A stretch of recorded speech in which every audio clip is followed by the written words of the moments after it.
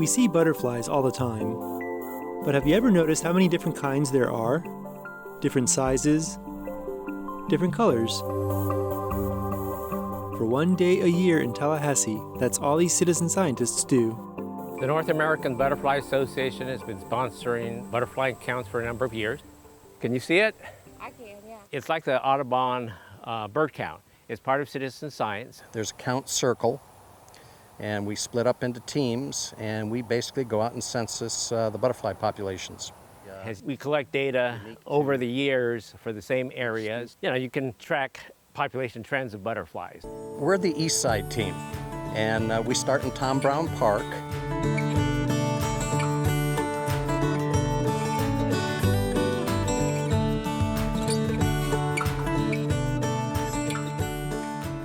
You have noticed that around here there's a lot of fields with a lot of flowers. There's some good nectar sources around here.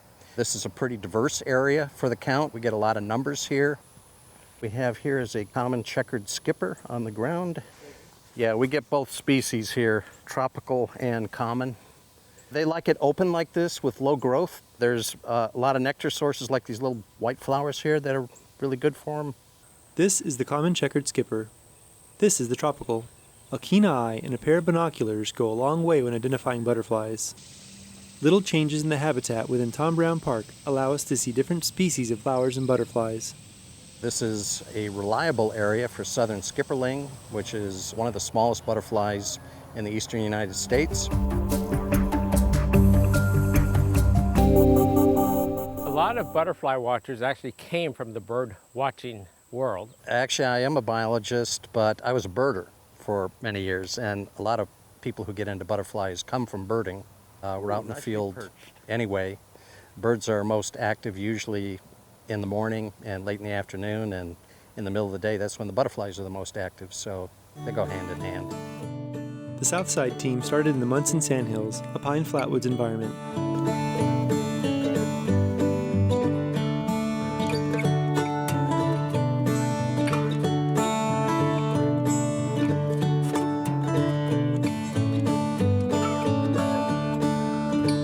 From the forest, they go to Lake Munson.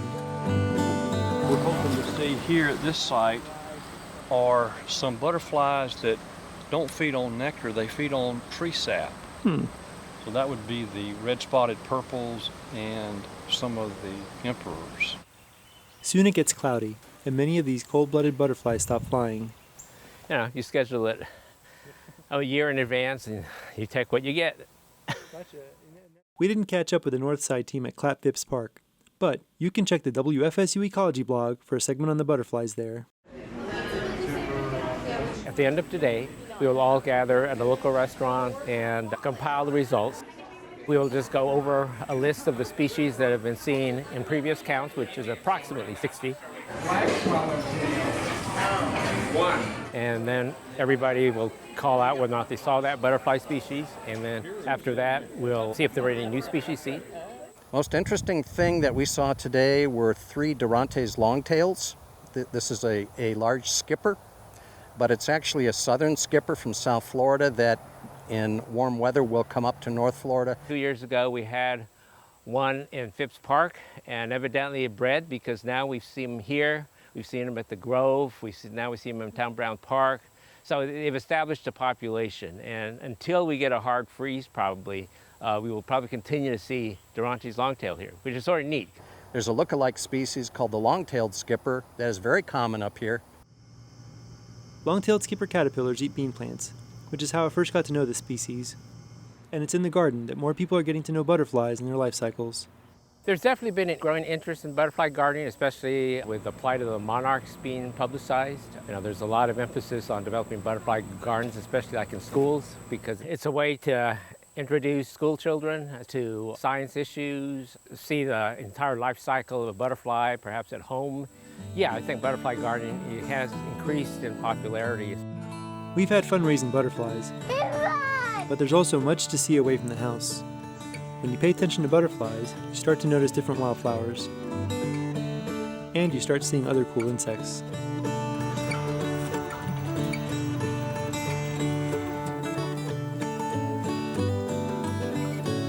It's just another excuse to get out and appreciate nature, basically.